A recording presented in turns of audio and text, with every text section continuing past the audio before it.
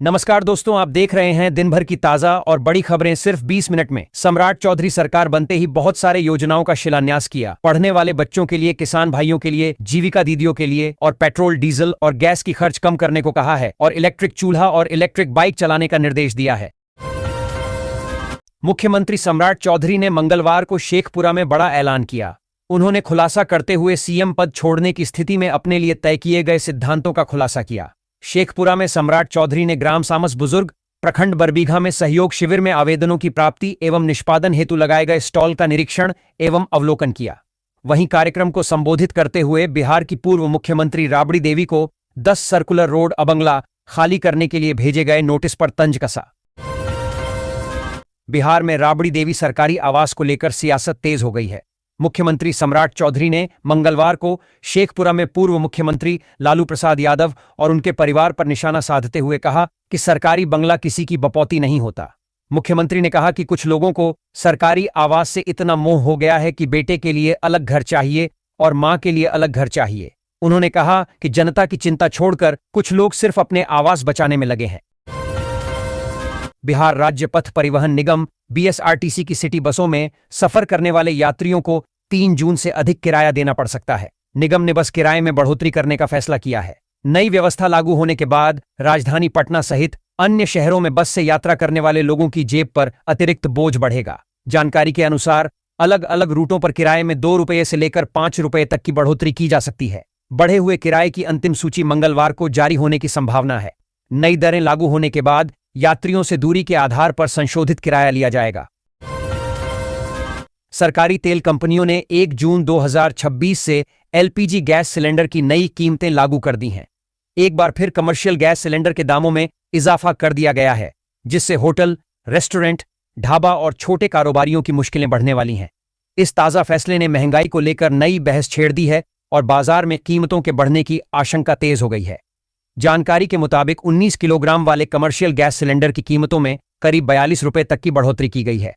राष्ट्रीय राजधानी दिल्ली में अब यह सिलेंडर 3113.50 रुपये का हो गया है। वहीं कोलकाता में इसकी कीमत 53.50 रुपये बढ़कर 3255.50 रुपये पहुंच गई है। इसके अलावा 5 किलोग्राम वाले छोटे एलपीजी सिलेंडर की कीमत में भी लगभग 11 रुपये का इजाफा किया गया है, जिसके बाद दिल्ली में इसकी नई कीमत 821.50 रुपये हो गई है। हालांकि राहत की बात यह है कि 14.2 किलोग्राम वाले घरेलू रसोई गैस सिलेंडर के दामों में फिलहाल कोई बदलाव नहीं किया गया है, लेकिन कमर्शियल सिलेंडर महंगा होने का सीधा असर खाने पीने की वस्तुओं पर पड़ सकता है। होटल, रेस्टोरेंट, कैटरिंग और फूड बिजनेस से जुड़े लोग बढ़ी हुई लागत का बोझ ग्राहकों पर डाल सकते हैं, जिससे आम जनता की जेब पर अतिरिक्त दबाव पड़ना तय माना जा रहा है। राजधानी पटना रहकर पढ़ाई कर रही 17 वर्षीय छात्रा ने हॉस्टल में फांसी लगाकर आत्महत्या कर ली। घटना चित्रगुप्त नगर थाना क्षेत्र स्थित राधे कृष्णा हॉस्टल की है। मृतका की पहचान समस्तीपुर निवासी श्रुति कुमारी के रूप में हुई है। बताया जा रहा है कि वह वर्ष 2024 से पटना में रहकर किसी प्रवेश परीक्षा की तैयारी कर रही थी। मंगलवार को हॉस्टल के कमरे में उसका शव फंदे से लटका मिला। घटना की जानकारी मिलते ही हॉस्टल में अफरा तफरी मच गई। सूचना पर पहुंची पुलिस ने शव को कब्जे में लेकर पोस्टमार्टम के लिए भेज दिया। वहीं मामले की जांच के लिए फॉरेंसिक टीम को भी बुलाया गया है।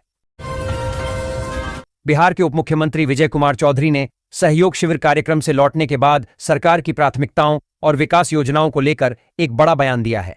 उन्होंने कहा कि इस शिविर में लगभग 500 महिलाओं ने हिस्सा लिया, जो सरकार की पहलों के प्रति उनके बढ़ते विश्वास को दर्शाता है। उपमुख्यमंत्री ने कहा कि मुख्यमंत्री सम्राट चौधरी ने जिस सोच और दिशा के साथ इन कार्यक्रमों की शुरुआत की है, वह पूरी तरह सही दिशा में आगे बढ़ रही है और इसका सीधा लाभ आम जनता को मिल रहा है। बिहार के सरकारी स्कूलों के शिक्षकों ने भीषण गर्मी के बीच शुरू हुए सेवाकालीन प्रशिक्षण को लेकर अपनी गहरी नाराजगी जताई है। बड़ी संख्या में शिक्षकों ने मुख्यमंत्री और शिक्षा मंत्री से गुहार लगाते हुए 1 जून से शुरू हुए इस विशेष प्रशिक्षण को तत्काल प्रभाव से स्थगित करने की मांग की है। शिक्षकों का कहना है कि शिक्षा विभाग ने पहले ही 1 जून से 20 जून तक के लिए ग्रीष्मावकाश गर्मी की छुट्टी घोषित कर रखा है। ऐसे में छुट्टियों के दौरान ट्रेनिंग का आयोजन उनके व्यक्तिगत और पारिवारिक जीवन के अधिकारों का हनन है। बिहार में इस साल मानसून 12 जून के आसपास पहुंच सकता है। मौसम विभाग का कहना है कि अगर बंगाल की खाड़ी में अनुकूल परिस्थितियां बनी रहीं तो मानसून तय समय से पहले भी राज्य में दस्तक दे सकता है। आमतौर पर बिहार में मानसून 15 जून के आसपास पहुंचता है। इस बार मौसम वैज्ञानिकों ने अल नीनो के असर को लेकर चिंता जताई है। अल नीनो के कारण दक्षिण पश्चिम मानसून कमजोर पड़ सकता है, जिससे राज्य में सामान्य से कम बारिश होने की संभावना है। अनुमान है कि मानसून सीजन के दौरान बिहार में सामान्य से करीब 20% कम वर्षा हो सकती है। ऐसी स्थिति में कई जिलों में सूखे जैसे हालात बन सकते हैं और जल संकट की समस्या भी बढ़ सकती है।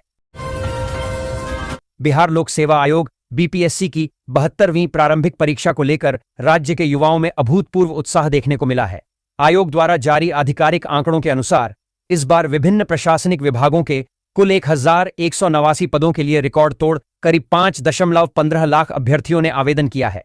आवेदकों की इस भारी संख्या से साफ है कि इस बार सिविल सेवा की रेस बेहद चुनौतीपूर्ण होने वाली है।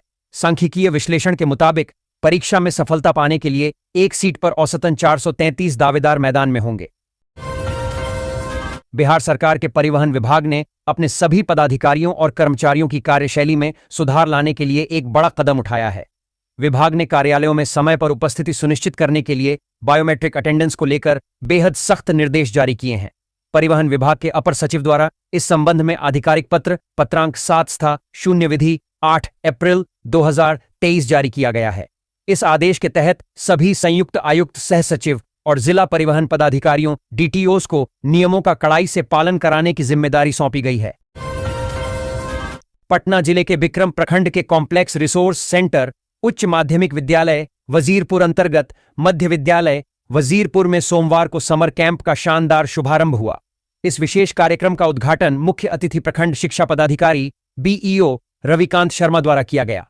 यह समर कैंप बुनियादी साक्षरता एवं संख्यात्मक ज्ञान FLN कार्यक्रम के अंतर्गत आयोजित किया जा रहा है, जिसका मुख्य उद्देश्य चिन्हित बच्चों के शैक्षणिक विकास को गति देना और उनकी सीखने की क्षमता को और अधिक मजबूत बनाना है। मुख्यमंत्री सम्राट चौधरी के निर्देशों के अनुपालन में बरारी घाट से महादेवपुर घाट तक आम जनता के लिए निःशुल्क नाव यात्रा की शुरुआत की जा रही है। इस जनकल्याणकारी व्यवस्था को सुचारू रूप से लागू करने के लिए भागलपुर के जिलाधिकारी डॉ. नवल किशोर चौधरी की अध्यक्षता में एक महत्वपूर्ण बैठक आयोजित की गई। यह बैठक बरारी घाट पर स्थित नियंत्रण कक्ष में निजी नाव चालकों के साथ संपन्न हुई, जिसमें यात्रा को पूरी तरह मुफ्त बनाने की रूपरेखा तैयार की गई। गोपालगंज में कुख्यात भूमाफिया गंगदयाल यादव के खिलाफ अब प्रवर्तन निदेशालय ईडी और आर्थिक अपराध इकाई ईओयू की बड़ी कार्रवाई की तैयारी शुरू हो गई है। गोपालगंज पुलिस ने मनी लॉन्ड्रिंग जांच को लेकर ईडी और आर्थिक अपराध इकाई को आधिकारिक प्रस्ताव भेज दिया है। पुलिस जांच में गंगदयाल यादव और उसके परिजनों के नाम पर 42 करोड़ रुपए से अधिक की संदिग्ध चल एवं अचल संपत्तियां चिन्हित की गई हैं। बिहार सरकार ने राज्य के अनुदानित मदरसों को लेकर बड़ा कदम उठाया है। शिक्षा विभाग ने सभी जिलाधिकारियों और जिला शिक्षा पदाधिकारियों को निर्देश जारी करते हुए राज्य भर के गैर सरकारी मान्यता प्राप्त एवं वेतनानुदान प्राप्त मदरसों की जांच कराने का आदेश दिया है। शिक्षा विभाग के सचिव विनोद सिंह गुंजियाल की ओर से जारी पत्र में कहा गया है कि मदरसों में गुणवत्तापूर्ण शिक्षा सुनिश्चित करना सरकार की प्राथमिकता है। इसी उद्देश्य से मदरसों की व्यवस्था, शिक्षण कार्य, कर्मचारियों की उपस्थिति और छात्रों को मिलने वाली सुविधाओं का भौतिक सत्यापन कराया जाएगा। भीषण गर्मी और लू से परेशान लोगों के लिए राहत भरी खबर है। मौसम विभाग के अनुसार आने वाले दिनों में देश के कई राज्यों में मौसम बदलने वाला है। दिल्ली एनसीआर समेत कई इलाकों में 2 जून से 5 जून के बीच तेज हवाएं, गरज चमक और बारिश होने की संभावना है। मौसम में इस बदलाव से तापमान में गिरावट आएगी और लोगों को गर्मी तथा उमस से राहत मिल सकती है। बिहार में राबड़ी देवी सरकारी आवास को लेकर सियासत तेज हो गई है। मुख्यमंत्री सम्राट चौधरी ने मंगलवार को शेखपुरा में पूर्व मुख्यमंत्री लालू प्रसाद यादव और उनके परिवार पर निशाना साधते हुए कहा कि सरकारी बंगला किसी की बपौती नहीं होता। मुख्यमंत्री ने कहा कि कुछ लोगों को सरकारी आवास से इतना मोह हो गया है कि बेटे के लिए अलग घर चाहिए और मां के लिए अलग घर चाहिए। उन्होंने कहा कि जनता की चिंता छोड़कर कुछ लोग सिर्फ अपने आवास बचाने में लगे हैं। बिहार के शिक्षा मंत्री मिथिलेश तिवारी के सीधे हस्तक्षेप के बाद राज्य शिक्षा शोध एवं प्रशिक्षण परिषद एससेट ने शिक्षकों के हित में एक अत्यंत महत्वपूर्ण निर्देश जारी किया है। परिषद के निदेशक द्वारा जारी आधिकारिक पत्र के अनुसार शैक्षणिक सत्र 2025-26 में विभिन्न अनिवार्य कारणों से प्रशिक्षण का हिस्सा नहीं बन पाए शिक्षकों को निराश होने की आवश्यकता नहीं है। विभाग ऐसे सभी वंचित रह गए शिक्षकों को आगामी सत्र 202627 में प्रशिक्षण प्राप्त करने का एक और विशेष अवसर प्रदान करेगा। बिहार की स्वास्थ्य व्यवस्था के सबसे बड़े संस्थानों में शुमार Patna medical college and hospital PMCH एक बार फिर गंभीर हादसे की वजह से सुर्खियों में है। सोमवार दोपहर बायोटेक्नोलॉजी विभाग में लगी भीषण आग ने न सिर्फ करोड़ों रुपए की संपत्ति को राख में तब्दील कर दिया, बल्कि अस्पताल प्रशासन और सरकार की व्यवस्थाओं पर भी बड़े सवाल खड़े कर दिए हैं। इस घटना के बाद राजनीतिक गलियारों में भी बहस तेज हो गई है। बिहार में जमीन विवाद, अवैध कब्जे और सरकारी भूमि की हेराफेरी पर लगाम कसने के लिए सरकार ने एक साथ दो बड़े कदम उठाए हैं। एक ओर राजस्व एवं भूमि सुधार विभाग ने अंचल अधिकारियों और राजस्व अधिकारियों के स्तर पर व्यापक प्रशासनिक फेरबदल किया है। वहीं दूसरी तरफ सरकारी जमीनों की पहचान और निगरानी के लिए डिजिटल अभियान को तेज कर दिया गया है। इन दोनों फैसलों को राज्य में भूमि प्रशासन को अधिक पारदर्शी और जवाबदेह बनाने की दिशा में अहम माना जा रहा है। मिथिलांचल की बहुप्रतीक्षित स्वास्थ्य परियोजना दरभंगा एम्स को लेकर आरटीआई से चौंकाने वाला खुलासा सामने आया है। बिहार में दूसरे एम्स की घोषणा हुए लगभग एक दशक और निर्माण स्थल तय हुए करीब 6 वर्ष बीत चुके हैं, लेकिन परियोजना की रफ्तार अब भी सवालों के घेरे में है। ताजा आरटीआई जवाब के अनुसार 2006 करोड़ रुपए की संशोधित लागत वाली इस महत्वाकांक्षी परियोजना पर अब तक 1% से भी कम राशि खर्च हुई है, जबकि अस्पताल के प्रमुख निर्माण कार्यों को अभी तक अंतिम मंजूरी भी नहीं मिली है। नालंदा जिला मुख्यालय बिहार शरीफ में अवैध गैस रिफिलिंग का कारोबार तेजी से फैलता जा रहा है। शहर की मुख्य सड़कों से लेकर गली मोहल्लों तक छोटे सिलेंडरों में खुलेआम गैस भरी जा रही है। इसका सबसे ज्यादा असर उन छात्रों पर पड़ रहा है जो किराए के कमरों में रहकर पढ़ाई और प्रतियोगी परीक्षाओं की तैयारी कर रहे हैं। मजबूरी में उन्हें गैस के लिए अधिक कीमत चुकानी पड़ रही है। बिहार की राजनीति में पूर्व मुख्यमंत्री राबड़ी देवी के सरकारी आवास को लेकर चल रहा विवाद अब और गर्माता नजर आ रहा है। इस मामले ने एक बार फिर सत्ता और विपक्ष के बीच सियासी तल्खी बढ़ा दी है। इसी बीच भवन निर्माण विभाग की मंत्री लैसी सिंह ने पूर्व मुख्यमंत्री नीतीश कुमार से मुलाकात कर पूरे मामले की जानकारी दी है। इस मुलाकात के बाद राजनीतिक गलियारों में चर्चाओं का दौर तेज हो गया है। बिहार के विकास की तस्वीर बदलने वाली एक महत्वाकांक्षी परियोजना पर तेजी से मंथन चल रहा है। उत्तर प्रदेश के चर्चित गंगा एक्सप्रेसवे की तर्ज पर अब बिहार में भी एक आधुनिक गंगा एक्सप्रेसवे बनाने की योजना तैयार की जा रही है। यह परियोजना न केवल राज्य के सड़क नेटवर्क को नई मजबूती देगी, बल्कि सामरिक दृष्टि से भी बेहद महत्वपूर्ण साबित हो सकती है। राबड़ी देवी के सरकारी आवास को लेकर बिहार की सियासत लगातार गर्माती जा रही है। इस मुद्दे पर राष्ट्रीय जनता दल के वरिष्ठ नेता अब्दुल बारी सिद्दीकी ने भाजपा और राज्य सरकार पर तीखा हमला बोला है। उन्होंने आरोप लगाया कि सरकार राजनीतिक प्रतिशोध की भावना से काम कर रही है और विपक्ष को निशाना बनाने की कोशिश कर रही है। सिद्दीकी ने कहा कि लोकतंत्र में यदि किसी नेता या दल के कामकाज पर आपत्ति है तो उस पर सवाल उठाइए, बहस कीजिए और जनता के सामने तथ्य रखिए, लेकिन राजनीतिक विरोधियों से सरकारी आवास छीनना लोकतांत्रिक परंपराओं के खिलाफ है। उन्होंने कहा कि जो लोग लोकतंत्र में विश्वास रखते हैं वे इस तरह की कार्रवाई का विरोध करेंगे। योजना एवं विकास विभाग बिहार सरकार के मंत्री सह सुपौल जिला प्रभारी मंत्री भगवान सिंह कुशवाहा की अध्यक्षता में सोमवार को समाहरणालय स्थित लहटन चौधरी सभागार में जिला कार्यक्रम कार्यान्वयन समिति की महत्वपूर्ण बैठक आयोजित की गई। इस बैठक में जिले में संचालित विभिन्न विकासात्मक एवं लोक कल्याणकारी योजनाओं की प्रगति रिपोर्ट पर विस्तृत चर्चा हुई। बैठक में विकास कार्यों को गति देने के लिए जनप्रतिनिधियों और प्रशासनिक अधिकारियों के बीच बेहतर समन्वय स्थापित करने पर विशेष जोर दिया गया। इस अवसर पर सांसद दिलेश्वर कामैत, विधान परिषद सदस्य अजय कुमार सिंह, कई स्थानीय विधायकों सहित जिला स्तरीय प्रशासनिक अधिकारी उपस्थित रहे। बिहार की सियासत में जनता दल यूनाइटेड ने एक बड़ी संगठनात्मक बैठक का ऐलान किया है। पार्टी की महत्वपूर्ण बैठक 21 जून 2026 को पटना स्थित कर्पूरी सभागार में आयोजित की जाएगी। इस बैठक को जदयू के संगठनात्मक और राजनीतिक दृष्टिकोण से बेहद अहम माना जा रहा है, क्योंकि इसमें पार्टी के राष्ट्रीय अध्यक्ष पद पर नीतीश कुमार के निर्वाचन पर राष्ट्रीय परिषद की औपचारिक मुहर लगाई जाएगी। बिहार के प्रशासनिक और सियासी गलियारों से इस वक्त एक बड़ी और सनसनीखेज खबर सामने आ रही है। बहुचर्चित टेंडर घोटाले की जांच में प्रवर्तन निदेशालय ने अब अपना शिकंजा बिहार शहरी आधारभूत संरचना विकास निगम बुडको तक कस दिया है। जांच एजेंसी की ताजा कार्रवाई के बाद नगर विकास विभाग, बुडको मुख्यालय और सत्ता के केंद्रों में खलबली मच गई है।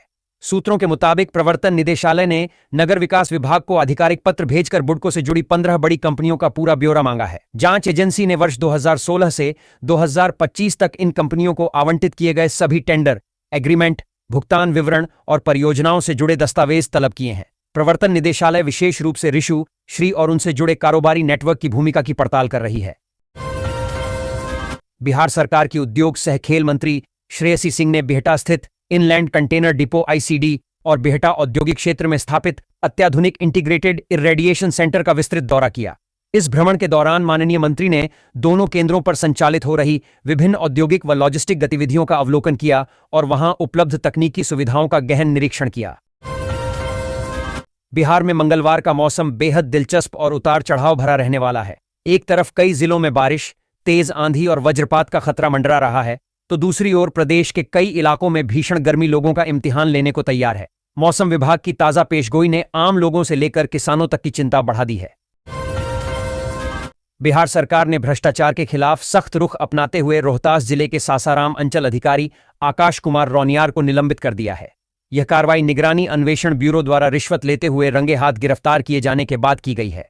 निगरानी अन्वेषण ब्यूरो बिहार पटना की प्रेस विज्ञप्ति संख्या 64/2026 के अनुसार 22 मई 2026 को अंचल अधिकारी आकाश कुमार रौनियार को दाखिल खारिज म्यूटेशन के एक मामले में 3 लाख रुपये रिश्वत लेते हुए विशेष धावा दल ने रंगे हाथ गिरफ्तार किया था। गिरफ्तारी के बाद उन्हें माननीय विशेष न्यायालय निगरानी पटना में प्रस्तुत किया गया। बिहार की सियासत में इन दिनों एक सरकारी बंगला जबरदस्त बहस और टकराव का सबब बन गया है।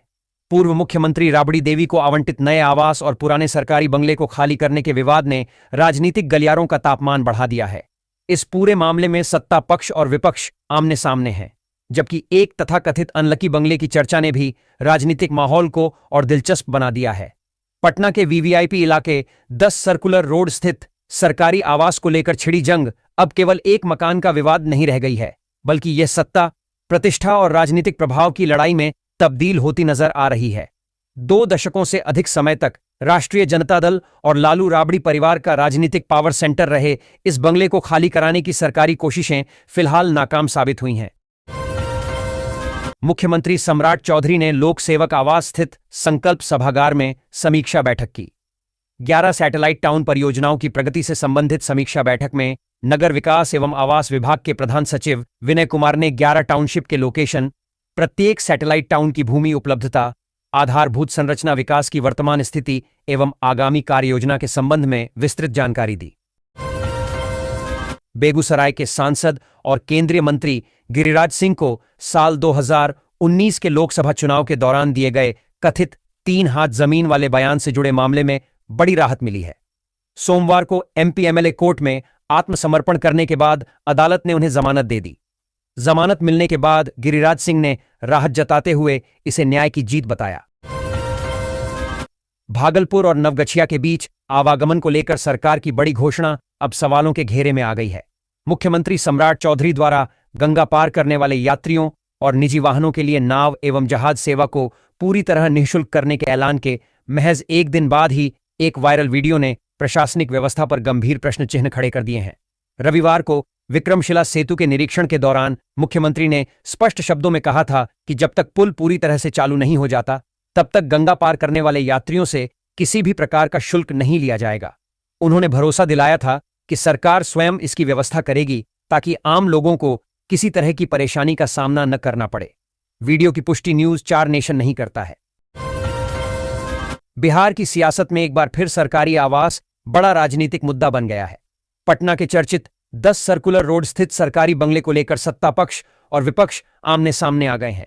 बिहार सरकार द्वारा पूर्व मुख्यमंत्री राबड़ी देवी को आवास खाली करने का नोटिस दिए जाने के बाद राजनीतिक गलियारों में बयानबाजी का दौर तेज हो गया है। फिलहाल उनको 15 दिनों की मोहलत मिल गई है। सरकार के अल्टीमेटम के बावजूद राष्ट्रीय जनता दल इस आवास को छोड़ने के मूड में नहीं दिख रहा है। बिहार के मुख्य सचिव प्रत्यय अमृत की अध्यक्षता में एक अत्यंत महत्वपूर्ण उच्च स्तरीय समीक्षा बैठक आयोजित की गई। इस बैठक में वीडियो कॉन्फ्रेंसिंग के माध्यम से राज्य के सभी जिलों के जिलाधिकारी, DM और कई अहम विभागों के अपर मुख्य सचिव व प्रधान सचिव शामिल हुए।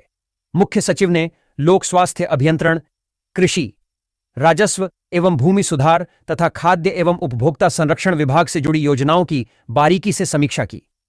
उन्होंने स्पष्ट शब्दों में कहा कि आम जनता की बुनियादी सुविधाओं और सरकारी योजनाओं के क्रियान्वयन में किसी भी स्तर पर ढिलाई या लापरवाही बर्दाश्त नहीं की जाएगी। बिहार सरकार के ग्रामीण विकास तथा सूचना एवं जनसंपर्क विभाग के मंत्री सह पूर्वी चंपारण के प्रभारी मंत्री श्रवण कुमार की अध्यक्षता में समाहरणालय स्थित डॉ. राधाकृष्णन सभागार में जिला स्तरीय कार्यक्रम कार्यान्वयन समिति 20 सूत्री की समीक्षा बैठक गरिमामय माहौल में संपन्न हुई। बैठक की शुरुआत में जिलाधिकारी डीएम सौरभ जोरवाल ने मुख्य अतिथि सहित सभी सांसद, विधायक और समिति के सदस्यों का पुष्पगुच्छ देकर स्वागत किया। इसके बाद बैठक की औपचारिक कार्यवाही शुरू हुई, जिसमें पावर पॉइंट प्रेजेंटेशन पीपीटी के माध्यम से जिले में चल रहे विभिन्न कल्याणकारी और विकासात्मक कार्यों की विस्तृत प्रगति रिपोर्ट प्रस्तुत की गई। मानसून के आगमन से पहले बाढ़ पूर्व तैयारियों और जिले में चल रही विकास योजनाओं की समीक्षा के बाद सुपौल जिले के प्रभारी मंत्री भगवान सिंह कुशवाहा ने प्रेस कॉन्फ्रेंस कर सरकार की प्राथमिकताओं की विस्तृत जानकारी दी। उन्होंने स्पष्ट किया कि संभावित बाढ़ की स्थिति से निपटने के लिए जिला प्रशासन पूरी तरह तैयार है और किसी भी आपात स्थिति में त्वरित राहत व बचाव कार्य सुनिश्चित करने के लिए सभी विभागों को अलर्ट मोड पर रखा गया है। उन्होंने कोसी क्षेत्र की संवेदनशीलता को रेखांकित करते हुए कहा कि तटबंधों की निगरानी, राहत सामग्री के भंडारण और नावों की उपलब्धता को लेकर पहले से ही पुख्ता इंतजाम किए जा रहे हैं ताकि जनधन की क्षति को न्यूनतम किया जा सके।